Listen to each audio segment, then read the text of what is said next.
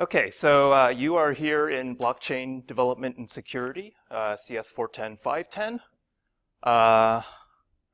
I'm Wu-chang Feng. This is the URL for the course. I did not print a bunch of syllabi to pass out because everything's on this website.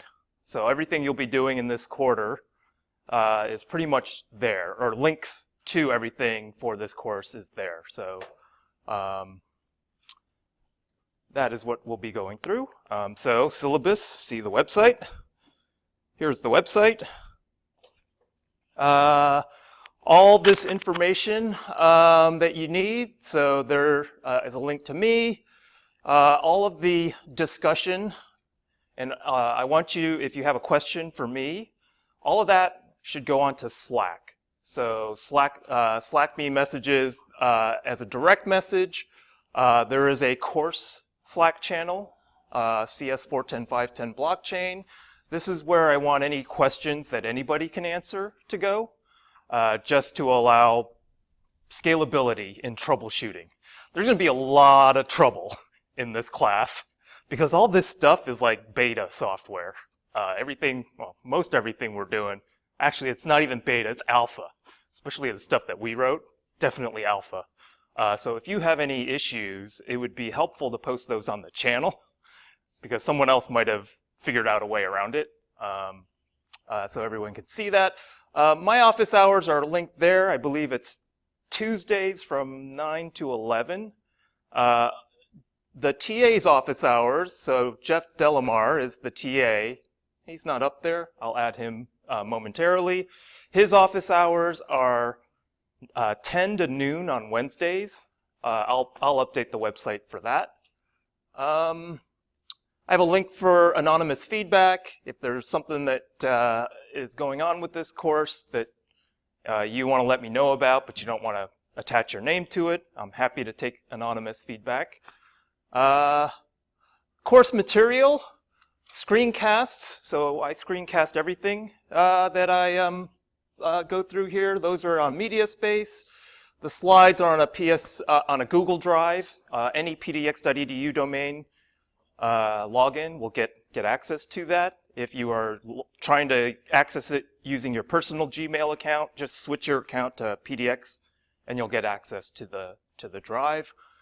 The lab site, so all of your work, there's a link to a code lab site that's got everything that you'll be doing. I'll show you that later when we get to the first assignment, the first two assignments.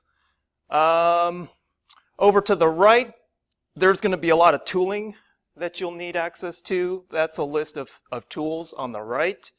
Some of that stuff won't make any sense to you right now, but we'll get to those in the course of this quarter. So description of the course. We're just going to provide this is your intro to blockchain systems course, how they're built, how they can be exploited, and we're going to do a lot of hands-on work because that's basically the thing that you need the most of. I mean, the ideas behind blockchain aren't like enough to fill an entire quarter. In fact, it would typically be done, I think it would typically be done as like 1 or 2 weeks in a course. But we have a whole course on this, so we're going to fill it up with a bunch of lab work, which is what you'll be doing for a lot of this class. So we're going to get experience working with the public blockchains, the ones you might have heard about, Ethereum in particular. And then we're also going to talk about, this gold rush into blockchain systems. A lot of that is happening on what we call permissioned blockchains, things that are hosted by financial institutions or insurance companies or even healthcare. All of those applications are being built on top of things like Hyperledger, any of the Hyperledger projects. So we're going to give you, in fact, right up front, the first 2 weeks, we're going to give you some experience working with a permissioned blockchain system. And this will be done on Google Cloud Platform. So part of your first homework today is to set up your Google Cloud Platform account, and I'll be sending you coupons to add money to it. That'll be today. And then the last half of this course, we're going to examine all the security vulnerabilities, not all of them, but a whole bunch of security vulnerabilities that can be exploited on the blockchain. And we're going to actually go and do something at the very end where we'll look at how do you automatically exploit smart contracts with vulnerabilities in them. And so we have at Portland State, where I have a particular interest in security, which is why there's a pretty big focus on security at the end of this course. This is the course schedule. You see it's listed by week. This is a rough draft. So this is the second time we've offered this course, so I have a pretty good idea of how long things take. But still, stuff might get shifted around. But this is the outline of the topics and the work that I'm going to have you do throughout the quarter, so you can plan accordingly. The first thing I'd like to note is October 28th, there is no class because I'm going to be somewhere else for that class. This is going to be a work day where I would suspect at this point you'll probably want to catch up on a bunch of stuff. So that'll be a good work day for you. So let's see. I'm not going to go through all of this, but you have basically the outline of everything I'm going to have you do this quarter. These are the course objectives. By the end of this class, you should know the underpinnings of blockchain systems, what they're built on top of, and some of the applications that are being proposed to use a blockchain system. You're going to be able to develop and deploy blockchain applications and smart contracts. And these are they're called dApps, distributed apps. You're going to be able to analyze security vulnerabilities in smart contracts. You're going to be able to exploit them, and then you're going to be able to use what we call symbolic execution to automatically reveal and exploit smart contract vulnerabilities at the very end. Okay, so those are the course objectives. Hopefully we'll meet each one of them. The grading policies, attendance is mandatory in this class, and the reason why it's mandatory is because there's no exam in this class. And because there's no exam in this class, I want to make sure that you get the material, and the only way is to make attendance mandatory. And I also think that it's easier to listen and learn something when you're not writing notes for a test, to take notes for a test. So I want you to focus on learning the material in a live lecture versus skipping all the lectures and cramming for an exam at the very end, which is what that policy is about.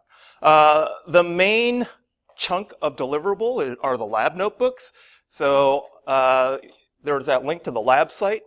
All of those labs will be completed in this course. And as part of proving that you have completed each lab, I'm going to have you do some screenshots and keep a lab notebook. So if you have been in any of my classes before, this is standard procedure where you're going through the lab, you're taking screenshots of different checkpoints, you're answering the questions, and you're compiling a single, well in this case, 4 different lab notebooks, because I'm going to have you turn them in chunks. This will end up being submitted on D2L. And I have due dates on D2L for each one of these. And you can see in the assignments, you'll see that they're broken up into sections. So section 1 is the first 2 weeks. Section 2 is the next 2. Section 3 is the next 3 or 4 weeks. 3 weeks. And then 4 and 5, which will be due together, those are another 2. And if you go into D2L and you look at their due dates, the due dates are there. So you can put these on the calendar. These are all Friday evenings. And the reason why they're Friday evening is because the blockchain is very, very idle on Friday nights. So I won't get that, hey, I submitted my transaction, it's taking me 3 hours to get it through. Well, on a Friday night, hopefully that doesn't happen. So yeah, the notebooks are due Friday night on those 4 Fridays. And then in terms of late submissions, we'll allow late submissions up until the following Monday. But they will be marked down for lateness. So I would recommend doing the labs early because you never know what's going to happen on the blockchain. So if you've done it early, given it enough time, then you won't get the late deduction. Okay, so those dates are there for you to plan around.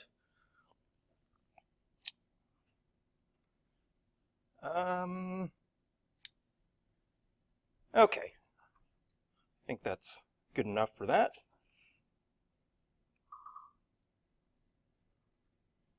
So I think I covered most of the rest of this.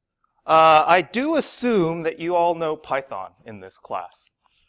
It is actually a required component in our curriculum. It's CS161 is typically the Python course.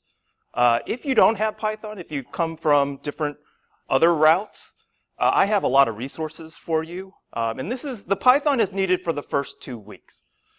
So you'll be doing a crash course right after this class ends. If you don't know Python, you'll be needing to ramp that up.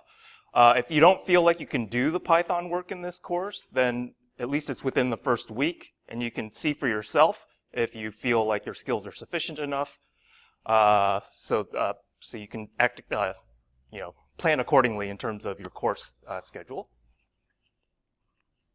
The format of this class, so I always like throwing up the learning pyramid. I do a lot of lecturing, but I do want you to do the bottom of the pyramid a lot. And so they say the amount of retention in a course, when you get it from the lecture, very little is retained. But when you're actually discussing, doing, and then teaching others, and we'll talk about the teaching others at the end, you will really learn the material. And so I try and put a focus on the bottom 3, and hopefully you'll get that in this class. The other thing, I am not going to lecture the entire time.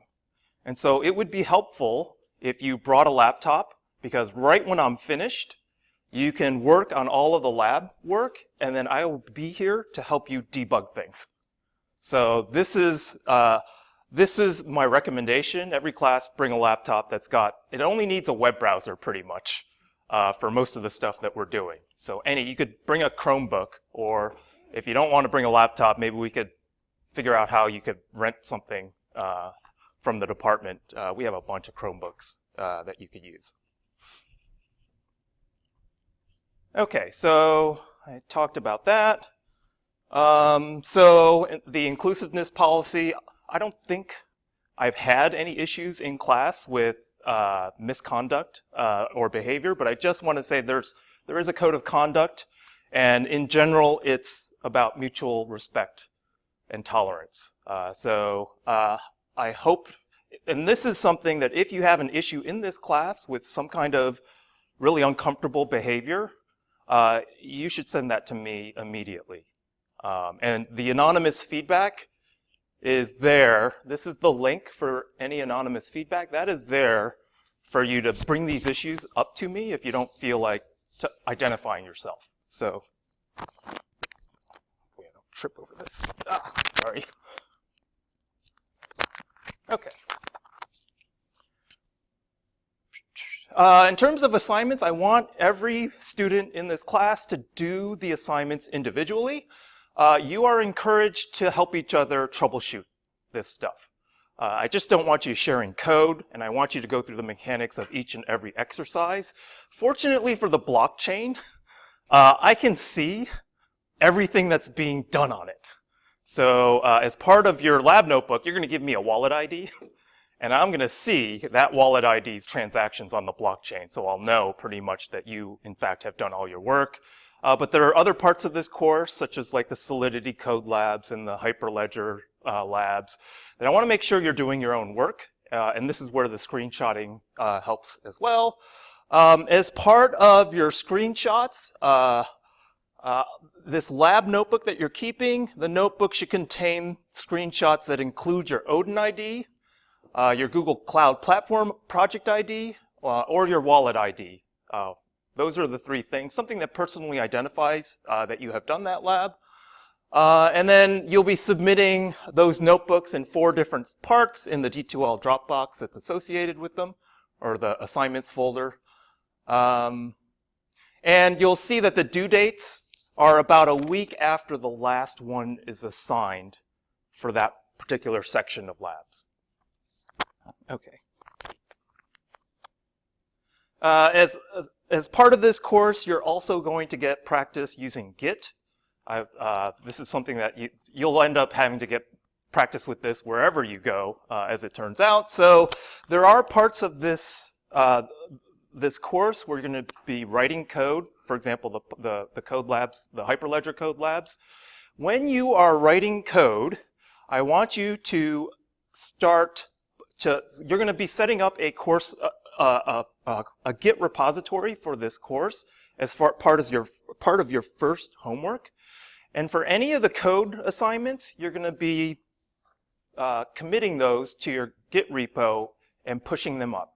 And we're going to use GitLab this quarter because that's what the TA wanted. I had it all on Bitbucket, but he wanted GitLab. And Git, it doesn't matter who your backend provider is, it's all similar. And so you're going to be using the exact same Git commands as you would in Bitbucket. So yeah, if you don't have Bitbucket, be fortunate that the TA chose GitLab, because I have everything on Bitbucket, which is even worse than GitLab. I know a lot of you are using GitHub, but like, yeah, there's reasons for that, but I don't want to get into them. So all of the code assignments are going to be submitted on GitLab. And as part of your setup, you're going to create a private Git repository on GitLab and then share it with both the instructor and myself and the TA. Okay, there is a final project in this course, and you can do this in pairs or individually. And we'll get to the final project later when it's relevant. And I think I've gone through that. So with that, lab number 0, the first assignment is this link right here, which I will click on. And this is whoops, it did not show up. Why did that not show up? Hang on.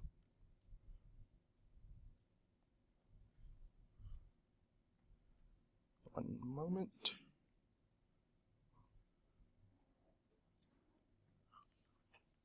Whoa, that's not it either. That's it. So if you go to the web page and you click on Lab 0, you will get this. So I want you, before the next class, to go through this code lab. And this will walk you, in fact, I'll click on it. This is what you'll be doing. There's a policy agreement that I would like you to write and sign, stating you're basically not going to cheat in this class. The Slack account setup, which I want you to follow. The GitLab setup for how to set up a Git repo on GitLab if you've never done it before. If you have done it before, then maybe this won't be as important to you. I like for students to set up SSH keys with your Git repo. I think for a workflow standpoint, it helps you to set these things up ahead of time, so that's what you'll be doing. You'll be adding project members, which is myself and the TA. You'll be creating your project, and I want you to create it with a certain format of the name, which is right here. We'll take you through some Git commands, and these are commands that hopefully you will become familiar with. If this is your first time with Git, I have some resources I can point you to. There's basically like 5 or 6 Git commands I want you to know, the real basic ones in terms of adding a file into the staged changes, committing them, and then eventually you'd want to push those up to GitLab. You can keep them locally and then push them right at the end, or you can just periodically push your local repo up to GitLab so that we can see these changes that you have made. Okay, so you'll go through that. Your Git setup. All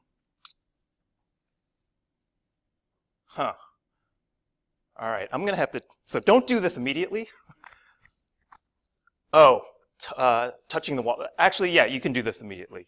Never mind. Here's how you set up your Google Cloud Platform project. This piece.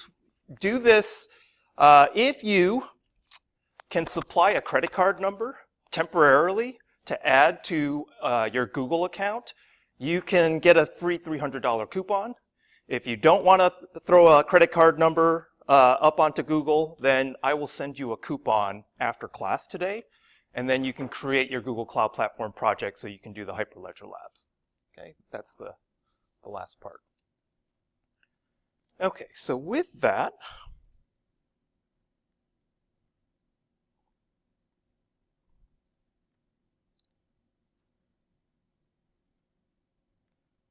I think that's it. Are there any questions about the course setup and the first lab that you'll be doing? Okay, so I'm going to go straight into the content.